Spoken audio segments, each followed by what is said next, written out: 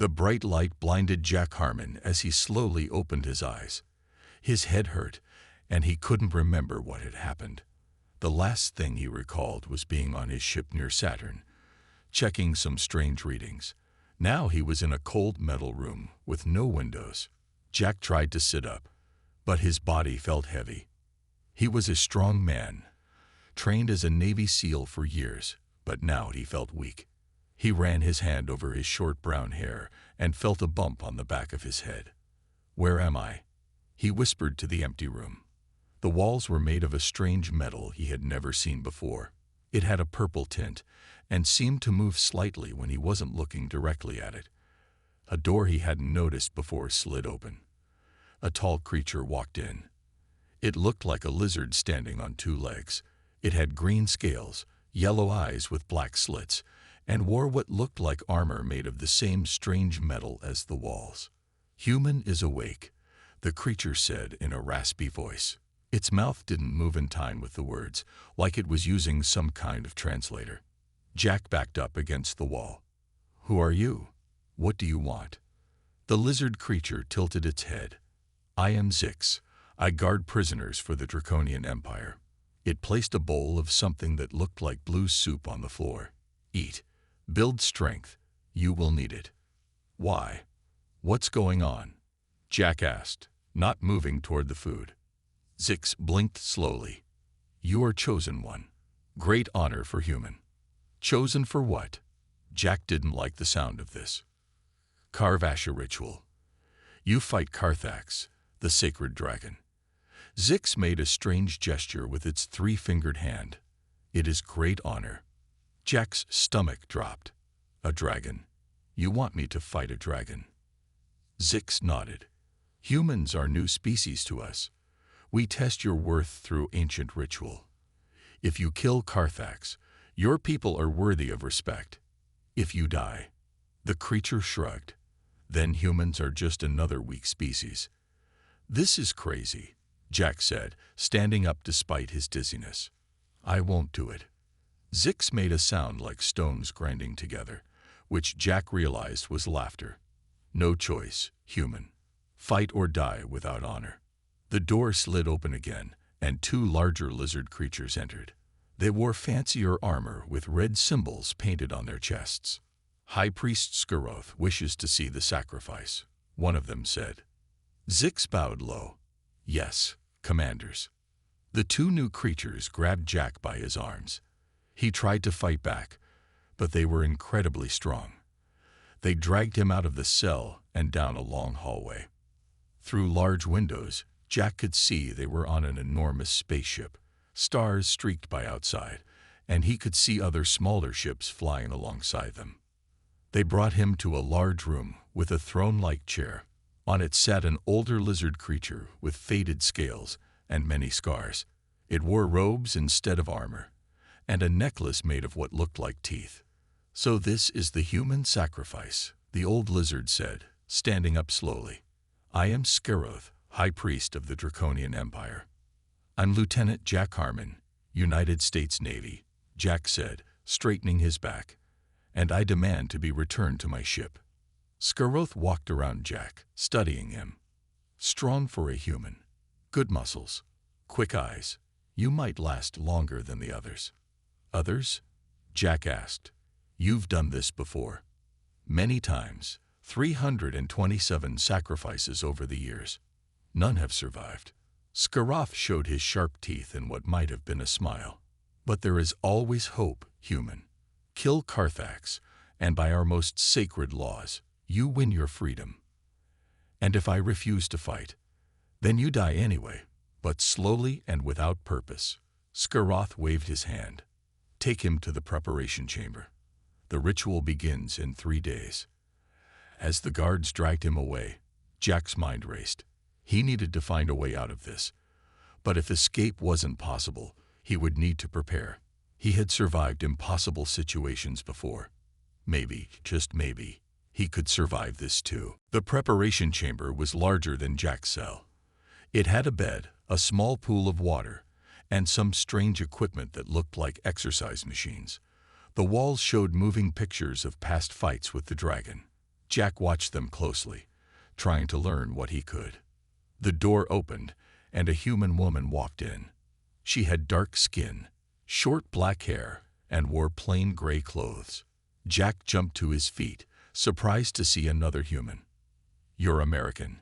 she asked, looking just as surprised. "Yes, Lieutenant Jack Harmon. Who are you?" "Kate Lawson. I was part of a mining crew near Jupiter when they took me." She glanced at the door. "They keep me alive to help new sacrifices understand the ritual. I've been here for 2 years." Jack moved closer. "Have you seen anyone survive the dragon?" Kate shook her head. "No one has killed Carthax in centuries. But you're different. You have military training." "How do you know that?" "The way you stand, how you check for exits, how you watch everything." She smiled slightly. "My father was Army." Jack nodded. "Is there any way out of here?" "No. I've tried everything." Kate sat on a bench. "But I can help you prepare. I've watched every fight. I know Carthax's patterns." For the next few hours, Kate showed Jack everything she knew about the dragon. Carthax was enormous, at least 40 feet long. He could breathe fire, but only for short bursts. He had a blind spot on his left side from an old injury. "The scales are weakest under the jaw and near the wings," Kate explained. "But even there, they're like armor." Jack began to exercise, using the strange machines to build his strength. He practiced quick movements, knowing speed might be his only advantage. "What weapons will I have?" he asked. "A ceremonial knife and shield. Not much help against Carthax." Jack frowned. "Then I'll need to make my own advantages." He tore strips from his bedding and wrapped them around his hands for protection. He practiced throwing techniques using small objects in the room. "The arena has different areas," Kate continued. "Rocky parts, water pools, some plants. Use the terrain to hide and plan." On the second day, Zix brought them food and watched Jack train. "Human is smart," the lizard guard said. "Others just cry or sleep before the fight." "How many humans have you sacrificed?" Jack asked. "You are 4th human. Others were not warriors." "And what happens if I somehow win?" Zix made that grinding laugh again. "Then you go free. It is sacred law. But no one wins against Carthax." After Zix left, Jack turned to Kate. "If I win, I'm taking you with me." "Don't make promises you can't keep," she said quietly. On the 3rd day, High Priest Skaroth visited again. He carried a small box. "The time approaches, human," he said. "Are you prepared to die with honor?" "I'm prepared to fight," Jack answered. "But I don't plan on dying." Skaroth seemed amused. "Such spirit. Perhaps you will entertain us longer than most." He opened the box and removed a metal bracelet with strange symbols. "This will track your life signs during the ritual. It also prevents escape." As Skaroth placed it on Jack's wrist, Jack asked, "Why do you do this? What's the point of these sacrifices?" "Carthax is our sacred guardian. The ritual keeps him satisfied and tests the worth of other species." Skaroth's yellow eyes narrowed. "In 300 years, no one has proven worthy." After Skaroth left, Kate gripped Jack's arm. "Remember everything I told you. Stay away from open spaces. Use the caves if you can." Her eyes were worried. "And Jack, if you do somehow win." "When I win," Jack corrected her, "we're both leaving this place." That night, Jack could barely sleep. He kept thinking about the dragon, planning his strategy, imagining every possible move. When morning came, he was ready. The guards arrived early. "It is time," they announced. Jack took a deep breath and stood. It was time to face the dragon. The guards led Jack through long hallways until they reached a massive door made of dark metal. Beyond it, Jack could hear a low rumble of voices, thousands of voices. "The whole Empire watches today," one guard said. "Be brave, human. Die well." They handed Jack a knife with a blade about 8 inches long and a round shield made of the same purple metal as the walls. The shield was light but felt strong. "These are your ceremonial weapons," the guard explained. "They will not help much, but tradition demands you have them." Jack tested the knife's sharpness against his thumb. It was very sharp, but would it cut through dragon scales? He doubted it. The massive doors slowly opened. Light poured in, and the sound of the crowd grew louder. Jack was pushed forward onto a platform that overlooked an enormous pit. The arena was bigger than Jack had imagined. It was carved into what looked like an asteroid, with high walls rising around a space the size of several football fields. The floor below had different terrains, rocky areas with large boulders, shallow pools of water, and areas with strange blue plants. The whole space was lit by bright lights hanging far above. Around the edges of the pit, rising up in circles, were thousands of the lizard people. They hissed and made clicking sounds as Jack appeared. In a special section sat High Priest Skuroth with other important-looking draconians. Jack noticed small devices floating in the air, cameras, he guessed, to show everyone the fight. A voice boomed out, speaking first in the draconian language, and then in English. "Today we witness the ritual of Karvasha. The human sacrifice will face Carthax, sacred guardian of the Draconian Empire." The crowd roared. Jack gripped his knife tighter. "Lower the sacrifice," the voice commanded.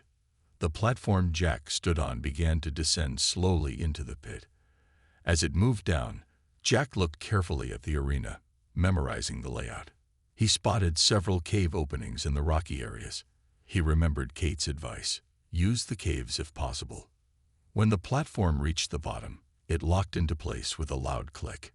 Jack stepped off onto the dirt floor of the arena. The platform immediately began rising back up. "And now," the announcer's voice boomed, "we summon Carthax." At the far end of the arena, a massive door began to rise. Jack could hear heavy breathing and the scrape of claws on stone. The crowd fell completely silent. First came the snout, covered in dark green scales with spikes running along the top. Then the head emerged, larger than a car, with yellow eyes that glowed like fire. The neck followed, thick with muscle, and then the body. The dragon was enormous, at least 40 feet from nose to tail, with massive wings folded against its sides. Jack's mouth went dry. The pictures hadn't prepared him for this. Carthax was a living tank, all muscle and scale and claw. The dragon fully entered the arena, the door closing behind it. It raised its head and let out a roar that shook the ground. Then it looked directly at Jack and sniffed the air. "Fresh meat," a voice said in Jack's head. He startled. Could the dragon speak? "Yes, little human," the voice came again. "I can speak to your mind. It makes the hunt more interesting." The dragon began walking forward, its claws leaving deep marks in the dirt. Its tail swung behind it, powerful enough to crush bone. Jack took a deep breath. "Remember the plan," he told himself. "Don't panic." He began backing toward the nearest rocky area, never taking his eyes off Carthax. "Run if you wish," the dragon's voice said in his mind. "I enjoy the chase." Jack reached the first boulder just as Carthax picked up speed. The hunt had begun. Jack ducked behind a large boulder as Carthax charged. The dragon crashed into the rock, sending cracks through it. The impact almost knocked Jack off his feet. "I can smell your fear, human," Carthax's voice echoed in Jack's mind. "It makes you taste better." Jack moved quickly between the rocks, trying to stay out of sight. He noticed the dragon favored its right side when turning. Kate was right about the blind spot on the left. The crowd above them roared and hissed. They expected a quick kill, not a chase. "Stop running," Carthax growled. "Face your death with honor." Jack crouched low and watched the dragon's movements. Carthax was powerful but heavy. Each step shook the ground. Each turn was slow. When the dragon turned away slightly, Jack saw his chance. He sprinted to another set of rocks closer to one of the cave openings Kate had mentioned. Carthax spun around, but too late. The dragon's tail slammed into the ground where Jack had been just seconds before. "Clever prey," the dragon said. "But you only delay the end." Jack needed a plan. The knife and shield wouldn't be enough. He needed to find a weakness. As Carthax approached again, Jack noticed something. The scales under the dragon's jaw seemed thinner, less armored, and when the dragon lifted its head to sniff the air, Jack saw soft skin beneath. Jack gripped his knife tighter. If he could get under the dragon somehow. Carthax suddenly rose up on his hind legs. The dragon's chest expanded, and Jack knew what was coming. Fire. A blast of flame shot out from Carthax's mouth, melting the rocks around Jack. The heat was intense, like standing next to the sun. Jack raised his shield and ducked low, but he could feel his skin burning. When the fire stopped, Jack rolled quickly to another boulder. His jacket was smoking, and his arm hurt where the heat had reached him. The crowd was louder now. They hadn't expected the human to survive the first fire blast. "You live. Impressive," Carthax said. "No sacrifice has avoided my fire in many years." Jack saw the cave entrance just 20 feet away. If he could reach it, he might find better protection. Carthax charged again, but this time Jack didn't run. He waited until the last second, then dove to the side as the dragon crashed into the boulder. Chunks of rock flew everywhere. While Carthax was shaking off the impact, Jack sprinted for the cave. He could hear the dragon roaring behind him. Just as he reached the cave entrance, Jack felt something sharp cut across his back. One of Carthax's claws had caught him. Pain shot through his body, but he kept moving, diving into the darkness of the cave. The opening was too small for the dragon to follow. Carthax roared in anger and slammed his head against the entrance, making rocks fall from the ceiling. "You cannot hide forever, human," the dragon's voice boomed in Jack's mind. "Come out and meet your fate." Inside the cave, Jack caught his breath. His back was bleeding, but the cut wasn't too deep. In the dim light, he could see that the cave went deeper into the rock. Maybe there was another way out, or something he could use. Jack moved further into the cave. After a few minutes, the passage opened into a larger space. What he saw there made him stop in surprise. Bones, hundreds of bones scattered across the floor. The remains of previous sacrifices, but mixed among the bones were other things. Pieces of armor, broken weapons, and something that looked like technology. Jack kneeled down and picked up a strange device with a handle. It looked like a gun, but unlike any he had seen before. Outside, Carthax continued to rage, trying to claw his way into the cave. "Hide while you can, human," the dragon taunted. "When you emerge, I will be waiting." Jack examined the strange weapon. Could this be his chance? He had to find a way to make it work. Jack carefully examined the unusual weapon he had found. It was crafted from a smooth, dark metal with gentle blue lines flowing along its sides. It had a trigger, similar to a gun, but there wasn't any clear place for bullets. He gently pointed it at a nearby rock and hopefully pressed the trigger. Nothing happened. "Please work," Jack whispered softly. He tried again, tenderly pressing different parts of the weapon. Still nothing. Outside, Carthax had stopped trying to break into the cave. Jack could hear the dragon moving away, likely searching for another way to reach him. As Jack ventured deeper into the cave, he noticed something wonderful about the walls. They were adorned with beautiful crystals that gave off a soothing blue light. When he moved closer to them, the weapon in his hand began to glow more brightly. Energy, Jack realized with a smile. It needs power. He carefully placed the weapon against one of the larger crystals. The blue lines on the gun glowed more intensely, and he heard a gentle humming sound. The weapon was drawing energy from the crystal. While waiting for the weapon to charge, Jack looked around at the other items among the bones. He found pieces of armor that might protect him and a slender metal rod that could serve as a spear. Suddenly, a small device near his foot began to buzz softly. Jack picked it up with care. It looked like a communicator with a tiny screen. "Jack, can you hear me?" A familiar, welcome voice came from the device. It was Kate. Kate, how did you find this channel? I managed to access the arena's communication system, she said quickly but kindly. Listen carefully. The weapon you found is a special energy pulse gun from the Orion system. It can penetrate Carthax's scales, but it only has a few precious shots. How do you know what I found? Jack asked, pleasantly surprised. The floating cameras. I can see everything. Her voice became gentle but urgent. Jack, there's something important you should know about Carthax. He isn't a natural creature. The Draconians created him many years ago as a weapon. The crystals in that cave might help you. Jack looked at the glowing blue crystals with renewed hope. How? They create a gentle frequency that confuses his senses. If you can place them around him, it might disorient him enough for you to get close. Jack carefully broke off pieces of crystal and tucked them safely in his pockets. Are there other ways I might approach this? His old wound on the left side affects more than just his vision. There's a tender spot under the scales near his shoulder. If you can reach it with the energy weapon. The communicator suddenly went quiet. Jack gently shook it, but nothing happened.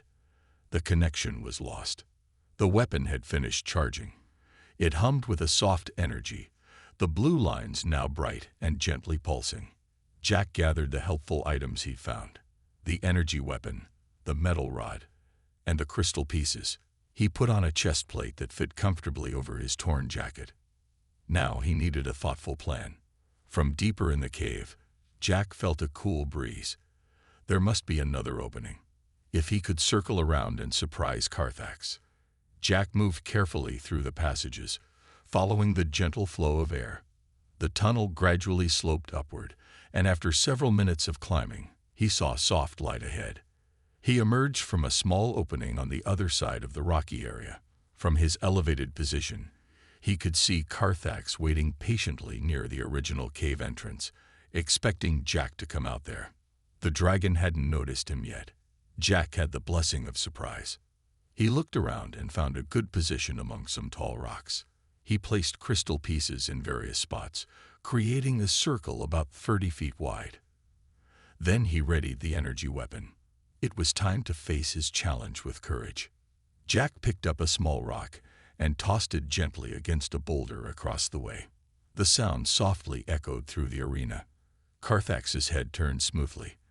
The dragon spotted Jack and let out a deep rumble that vibrated through the ground. Found you, Carthax's voice whispered in Jack's mind as the dragon moved toward him. Jack stood calmly, energy weapon raised. This time, he was prepared. Carthax charged straight toward Jack, moving faster than something so large should be able to move. The ground shook with each step of the massive dragon. Jack waited until Carthax was almost upon him before diving to the side. The dragon crashed into the rocks where Jack had been standing. As soon as Carthax entered the circle of crystals Jack had set up, the effect was immediate. The dragon shook his massive head as if trying to clear it. His movements became less certain. What is this? Carthax's voice in Jack's mind sounded confused. What have you done, human? Jack didn't answer. He raised the energy weapon and fired at the dragon's left shoulder, where Kate had said there was a weak spot. A bright blue beam shot out from the weapon, hitting Carthax exactly where Jack had aimed. The dragon let out a roar of pain as the beam burned through his scales. It was the first real damage anyone had done to Carthax in centuries. The crowd above went completely silent, then erupted in shocked cries. Enraged and in pain, Carthax spun around, swinging his tail in a wide arc. Jack jumped but wasn't quick enough. The tail caught his legs, sending him flying into a boulder. Pain shot through his body as he hit the rock. The energy weapon fell from his hand, skidding across the ground. Jack scrambled to his feet as Carthax charged again, this time breathing fire. Jack rolled behind a large rock, feeling the heat wash over him. The rock began to melt under the intense flame. When the fire stopped, Jack ran to retrieve the energy weapon. Carthax was still within the circle of crystals, moving slower than before, shaking his head in confusion. Jack fired again, hitting the same spot. Carthax roared in pain and fury. The beam had cut deeper this time, and something dark was oozing from the wound. "You will die for this." Carthax's mental voice thundered. The dragon reared up on his hind legs, wings spread wide, preparing for another fire attack. Jack knew the weapon had maybe one shot left. He had to make it count. As Carthax began to breathe fire, Jack sprinted toward a pool of water nearby and dove in. The fire passed over the surface, turning the water hot but not boiling it completely. Jack stayed underwater as long as he could, then surfaced to find Carthax crashing through the crystal circle, headed straight for the pool. The dragon was no longer confused by the crystals. His rage had overcome their effect. Jack climbed out of the pool on the far side and ran toward some tall rock formations. He needed higher ground. Carthax followed, smashing through rocks like they were made of sand. The dragon was injured but still incredibly powerful. Jack began to climb the tallest rock formation. Carthax tried to follow but couldn't climb with his massive body. Instead, the dragon began circling the base, looking for a way up. From his higher position, Jack could see the wound on Carthax's shoulder clearly. It was deep, exposing something beneath the scales that looked more like metal than flesh. "You are not the first to wound me, human," Carthax said, his mental voice filled with hatred. "But you will be the last to try." The dragon backed up and then charged the rock formation, slamming into it with all his weight. The entire structure shook. Jack struggled to keep his balance. Carthax hit the formation again. Cracks appeared in the rock beneath Jack's feet. One more hit and the whole thing would collapse. Jack had one shot left with the energy weapon and one chance to survive. He watched as Carthax backed up for a final charge. Instead of waiting, Jack jumped. He leaped off the rock, directly toward Carthax, the energy weapon pointed at the dragon's wound. Time seemed to slow down. Jack could see the shocked yellow eyes of the dragon looking up at him as he fell. He could hear the gasps of the crowd. For a moment, Jack was flying. Then he pulled the trigger. The blue beam from Jack's weapon hit Carthax's wound dead center. The energy pierced deep into the dragon, hitting something vital. There was a sound like metal tearing, and Carthax let out a roar that shook the entire arena. Jack landed hard on the dragon's back, grabbing onto the spikes that ran along Carthax's spine. The dragon thrashed wildly, trying to throw him off. "You have killed me." Carthax's voice in Jack's mind was weaker now, filled with disbelief. Jack held on tightly as the dragon stumbled around the arena. Smoke was coming from the wound, and Jack could see strange blue lights flickering beneath the scales. The crowd was on its feet, thousands of draconians watching in shock as their sacred guardian faltered. Carthax collapsed onto his side, breathing heavily. Jack was thrown clear, rolling across the dirt. He got to his feet, his body aching from countless bruises and cuts. The dragon's yellow eyes fixed on Jack. 300 years. No one has defeated me. Jack approached cautiously, still holding the now-dead energy weapon. "What are you?" "You're not just a dragon." "I am." "A weapon," Carthax admitted, his mental voice fading. "Created to keep our people strong.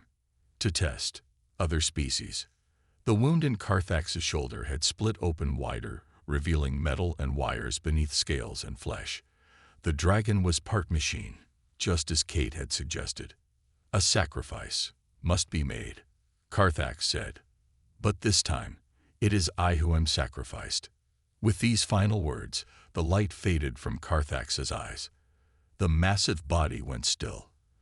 The great dragon was dead. A silence fell over the arena. No one moved. Then a single voice called out in the draconian language. Others joined, the sound growing until it was a roar that matched Carthax. The platform that had brought Jack into the arena descended again. On it stood High Priest Scaroth, looking both angry and amazed. "Human," Scaroth said when the platform reached the ground. "You have done the impossible. You have defeated Carthax." Jack stood tall, despite his injuries. "I did what I had to do to survive." Skaroth nodded slowly. By our most sacred laws, you have earned your freedom. He looked at Carthax's body. And you have earned our respect. I want more than just my freedom, Jack said firmly. I want Kate released too, and I want a promise that no more humans will be taken for your rituals. The priest hesitated, then nodded. It shall be done. The human female will be released to you. He touched a symbol on his robes. And we will seek other ways to test courage. The platform rose, carrying Jack and Skaroth back to the top of the arena. The crowd of Draconians parted as they walked through the halls, some reaching out to touch Jack's arm or clothes. In a large room near the docking bay, Kate was waiting. When she saw Jack, her face lit up with joy and disbelief. You did it, she whispered when he reached her. You really did it. We both did, Jack said. Your information saved my life. Skaroth led them to a small ship. This will take you back to your people. It has coordinates for Earth. Jack helped Kate into the ship, then turned to Skaroth. Tell your people something for me. What is that, human? Tell them that humans don't want war with the Draconians, but if you come for us again, you'll find more like me. Skaroth bowed his head slightly. I will tell them. Perhaps our peoples will meet again someday, as equals rather than as predator and prey. The ship's door closed, and minutes later, they were flying through space, away from the Draconian fleet. Kate looked at the stars through the view screen. I never thought I'd leave that place alive. Jack smiled, feeling the weight of the bracelet that had once tracked his life signs, but now hung loose on his wrist. Sometimes the impossible just takes a little longer. As Earth appeared on their navigation screen, Jack thought about the story he would tell when they arrived home. A story about a man thrown into a dragon pit as a sacrifice, who returned as a hero.